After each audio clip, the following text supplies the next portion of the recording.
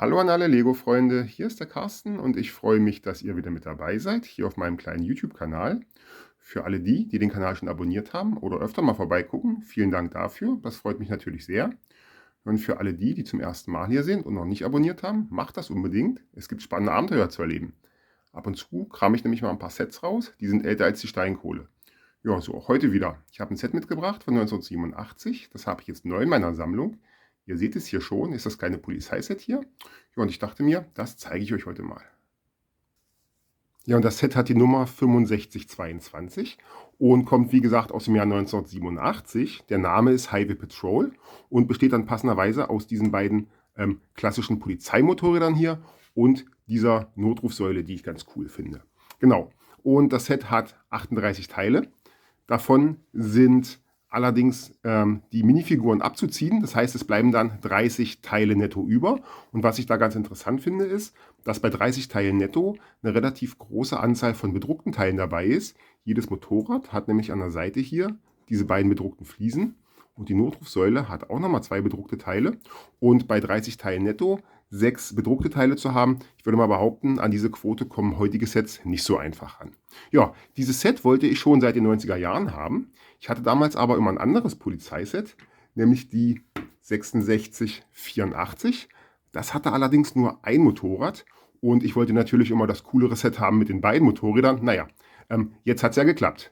Und jetzt, wo ich beide Sets mal so nebeneinander gestellt habe, sind mir doch ein paar Unterschiede aufgefallen. Ich muss dazu sagen, dieses Set hier ist 3 Jahre älter und das erkennt man auch. Zum Beispiel ist das Motorrad hier noch grau, die neueren sind weiß und auch die Scheinwerfer sind hier noch eckig und bei den neueren Motorrädern, da sind die Scheinwerfer schon rund. Ja, und was ich auch bemerkenswert finde, ist, dass bei so einem kleinen Set auch gleich nochmal 2 B-Modelle mit auf der Verpackung dargestellt worden sind. Und ich würde sagen, die B-Modelle, die gucken wir uns jetzt mal als nächstes an. Ja, und da habe ich das erste B-Modell auch schon. Und jetzt ist es ja klar, dass bei einer so geringen Anzahl von Teilen nicht auf einmal eine riesen Polizeistation bei rumkommen kann. Vielmehr haben wir jetzt hier so einen Motorradprüfstand. Das Motorrad ist mehr oder weniger in die Einzelteile zerlegt und die beiden Polizisten stehen daneben, haben ihre Checklisten in der Hand und überprüfen eben, ob das Motorrad soweit in Ordnung ist. Finde ich eigentlich ganz gut die Idee und ich könnte mir jetzt durchaus vorstellen, wenn man eine Lego-Stadt hat, wo vielleicht schon eine größere Polizeistation existiert, dass man dieses Set auf diese Art und Weise dazu baut. Das verleiht dem Ganzen doch ein bisschen Leben und da kann man sich wunderbar eine Geschichte ausdenken, warum die Polizisten da halt die Sache so überprüfen. Von daher finde ich dieses B-Modell eigentlich rundum gelungen.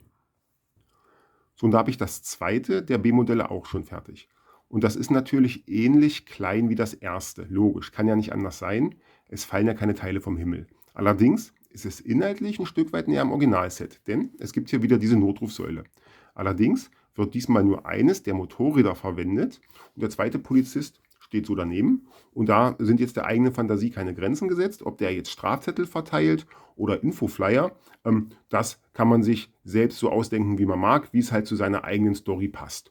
Und hier gilt das Gleiche wie für das erste B-Modell.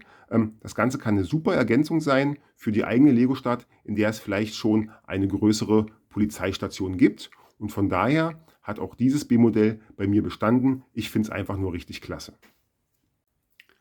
So, ich habe das Set jetzt noch mal im Original aufgebaut, wie es eigentlich gehört.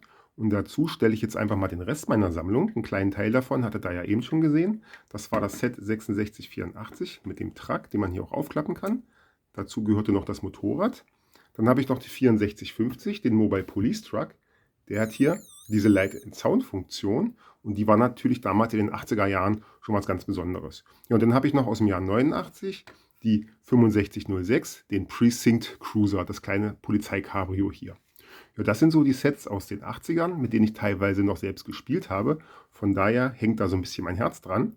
Ich habe aber auch noch 2 moderne Polizeiwagen, nämlich zum einen dieses Cabrio hier und dann noch diese Rakete. Die sehen natürlich auch schon cool aus. Da sind neue Teile verbaut, die machen schon was her. Aber wie gesagt, mein Herz hängt so ein bisschen an den älteren Modellen. Genau. Als nächstes plane ich mir noch eine Polizeistation anzuschaffen. Da muss ich mal sehen, ich weiß noch nicht genau, welches wird. Das ist so ein bisschen davon abhängig, wie die Teileverfügbarkeit ist. Ich werde das nämlich rebricken und dann kann ich euch das ja auch bei Gelegenheit hier mal zeigen. Für heute soll es das von mir aber erstmal gewesen sein. Ich hoffe, ihr hattet ein bisschen Spaß. Dann lasst mir gerne ein Like da und abonniert den Kanal. Und mir bleibt dann nur noch, euch viel Spaß bei euren Projekten zu wünschen. Macht's gut und bis zum nächsten Video.